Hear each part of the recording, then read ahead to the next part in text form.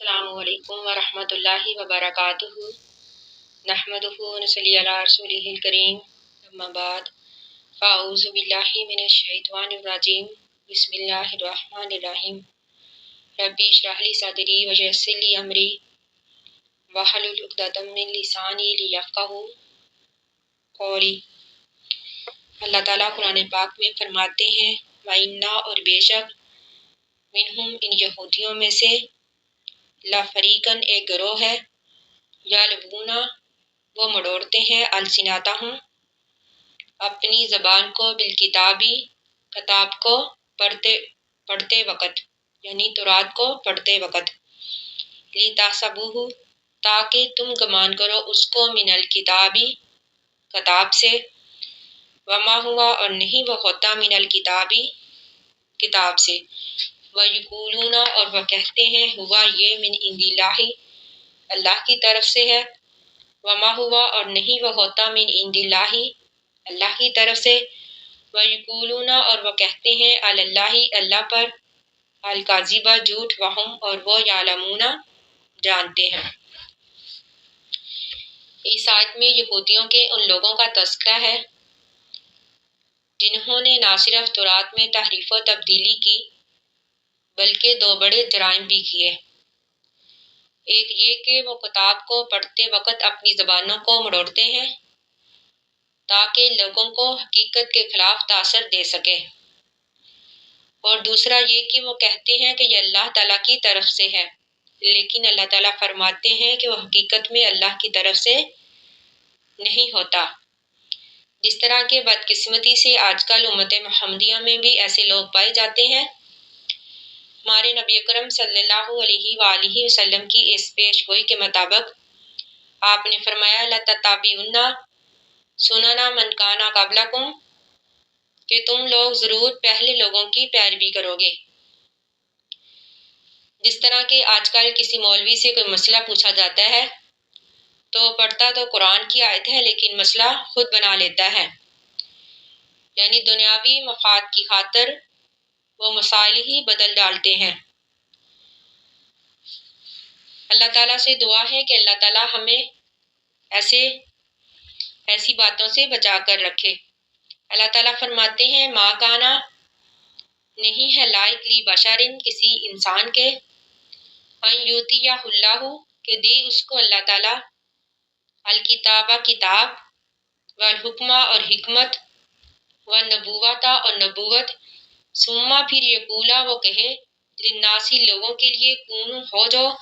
عبادن لی میرے بندے من دون اللہ اللہ تعالیٰ کے علاوہ ولیکن اور لیکن اللہ تعالیٰ فرماتے ہیں اور لیکن وہ کہے گا کونو ہو جو ربانیین رب والے بما اس وجہ سے کنتم تم ہو تعلمون الکتابہ سیکھتے کتاب و بما اس وجہ سے کنتم تم ہو تدرسون اس کو پڑھتے۔ اس آیت میں عیسائیوں کو کہا جا رہا ہے، یعنی وہ جو حضرت عیسیٰ علیہ السلام کو رب مانتے تھے، تو اللہ تعالیٰ فرماتے ہیں کسی نبی کے یہ لائق نہیں، یعنی جب اللہ تعالیٰ کسی انسان کو نبوت دے دے حکمت دے دے پھر وہ کہے لوگوں سے کہ تم میرے بندے ہو جاؤ، بلکہ وہ تو یہی دعوت دے گا کہ اللہ تعالیٰ کی ہو جاؤ، صرف ایک اللہ تعالیٰ کی عبادت کرو، یعنی وہ صرف نبی توحید کی ہی دعوت دے گا۔ اللہ تعالیٰ فرماتے ہیں وَلَا يَأْمُرَكُمْ اور نہیں دے گا تم کو حکم ان تتخذوا یہ کہ تم پکڑو الملائکۃ فرشتوں کو والنبیین اور نبیوں کو اربابن رب یامرکم کیا حکم دے گا تم کو بالکفری کفر کا بعد اس کے اس جب انتم تم ہو جو مسلمان، یعنی فرشتوں کو اور نبیوں کو خدائی صفات کا حامل قرار دینا یہ کفر ہے۔ تو اللہ تعالیٰ فرماتے ہیں کہ کس طرح ایک نبی کفر کی دعوت دے سکتا ہے، بلکہ ایک نبی تو یہی دعوت دے گا کہ تم مسلمان ہو جاؤ، رب والے ہو جاؤ۔ وائس اور جب اخذ اللہ پکڑا اللہ تعالیٰ نے میثاق وعدہ نبیین نبیوں سے لما جب اتیتکم دوں میں تم کو من کتاب و حکمت اور حکمت ثم پھر جاءکم آئے تمہارے پاس رسول مصدقن تصدیق کرنے والا ہو، لیما ان چیزوں کی معکم جو تمہارے پاس ہے، لا تؤمنون ضرور تم ایمان لاؤ گے، بھی اس پر، یہاں بھی سے مراد نبی ہے، یعنی جب ایک نبی کی موجودگی میں دوسرا نبی آ جائے اس بارے میں ہے، یعنی اللہ تعالیٰ فرماتے ہیں کہ ضرور تم ایمان لاؤ گے بھی اس پر، ولا تنصرنہ ضرور تم مدد کرو گی اس کی، کالا تو فرمایا اللہ تعالیٰ نے، اقررتم کیا تم اقرار کرتے ہو، واخذتم اور تم پکڑتے ہو، علی ذالکم ان تمام باتوں پر، اسری میرا وعدہ، قالو تو کہا نبیوں نے، اقررنا ہم اقرار کرتے ہیں، کالا تو کہا اللہ تعالیٰ نے، فاشہدو بس گواہ رہنا، وانا اور میں بھی، معکم تمہارے ساتھ ہوں، من الشاہدین گواہوں میں سے۔ یہ وعدہ ہر نبی سے لیا گیا کہ اگر اس نبی کی موجودگی میں، جب اللہ تعالیٰ اس نبی کو نبوت بھی دے دے گا اور حکمت بھی، یعنی اگر اس نبی کی موجودگی میں دوسرا نبی آئے گا تو پہلے نبی کے لیے یہ ضروری ہوگا کہ وہ اس نبی پر ایمان لائے اور اس کی مدد کرے۔ جب ایک نبی کے لیے یہ ضروری ہے کہ وہ اس نبی پر ایمان لائے تو امت کے لیے بھی یہ واجب ہے کہ وہ اس نبی پر ایمان لائے۔ یہاں پر رسول مصدقون سے بعض لوگوں نے یہ مراد لیا ہے کہ اس سے مراد حضرت محمد صلی اللہ علیہ وآلہ وسلم ہے، یعنی اللہ تعالیٰ نے تمام نبیوں سے یہ وعدہ لیا کہ اگر ان کی موجودگی میں حضرت محمد صلی اللہ علیہ وآلہ وسلم آ جائیں گے تو پھر کسی اور نبی کی نبوت نہیں چلے گی، پھر حضرت محمد صلی اللہ علیہ وآلہ وسلم کی اطاعت کرنا سب پر واجب ہوگا۔ جس طرح کہ حدیث میں آتا ہے کہ ایک مرتبہ حضرت عمر فاروق رضی اللہ تعالیٰ عنہ تورات پڑھ رہے تھے، یہ دیکھ کر آپ غصہ ہوئے اور آپ نے فرمایا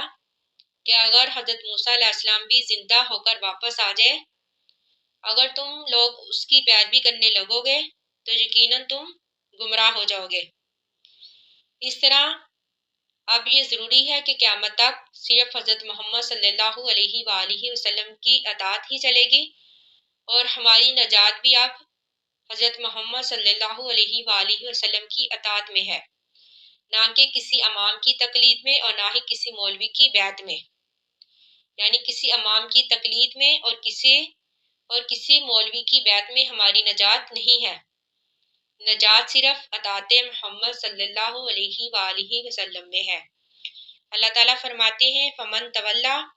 پس جو کوئی پھر جائے، بعد ذالک بعد اس وعدے کے، فاولئک پس یہی وہ لوگ ہیں، ہم الفاسقون وہی فاسق ہیں۔ یہاں پر فسق سے مراد کفر ہے، یعنی اللہ تعالیٰ فرماتے ہیں جو کوئی اس وعدے سے پھر جائے، اس میں اللہ تعالیٰ نے اہل کتاب یعنی یہودیوں، عیسائیوں اور تمام اہل مذاہب سے خطاب کیا ہے۔ اللہ تعالیٰ فرماتے ہیں کہ جو کوئی اس وعدے سے پھر جائے، یعنی جو کوئی محمد صلی اللہ علیہ وآلہ وسلم کی اطاعت نہ کرے تو یقیناً وہ کافر ہے۔